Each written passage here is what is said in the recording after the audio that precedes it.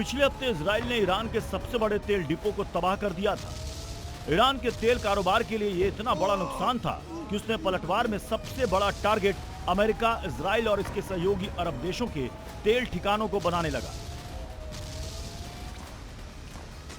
ईरानी सेना ने हमलों के साथ ये दावा साबित कर दिया कि अगर उसके ऊर्जा ठिकानों को निशाना बनाया गया तो वो पूरी दुनिया को तेल के लिए तरसा देगा। अब सुनिए ईरानी विदेश मंत्री की नई चेतावनी। जिस तरह हमारे मुल्क के सबसे पुराने बैंक पर बमबारी की गई है, उसमें काम कर रहे सैकड़ों लोग मारे गए। अब हम इसका बदला लेंगे, ठीक वैसे ही जैसे हमारे बैंक को निशाना बनाया गया। ईरानी विदेश मंत्री के इस बयान के बाद इजराइल से लेकर सऊदी अरब तक के सेंट्रल बैंक की सुरक्षा बढ़ा दी गई, क्योंकि ईरान अपने बैंक के खजाने और स्टाफ के खात्मे के बाद से तिलमिलाया हुआ है, खासकर तब जब उसने ऊर्जा, बैंकिंग और कम्युनिकेशन सिस्टम को निशाना नहीं बनाने की अपील की थी। अब ईरान बैंक पर बमबारी का बदला लेगा तो सोचिए पूरे मिडिल ईस्ट में कैसा मंजर होगा। और सिर्फ बैंक ही क्यों, ईरान की हिट लिस्ट में वो तमाम अमेरिकी टेक कंपनियां भी हैं जो मिडिल ईस्ट के अलग अलग देशों में हैं।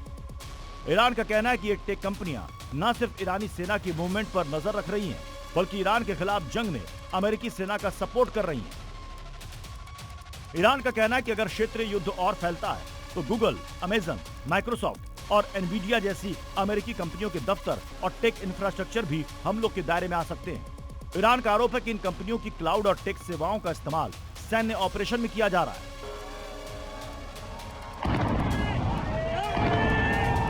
इन कंपनियों के कई दफ्तर और टेक इंफ्रास्ट्रक्चर इजराइल के अलग अलग शहरों में मौजूद हैं।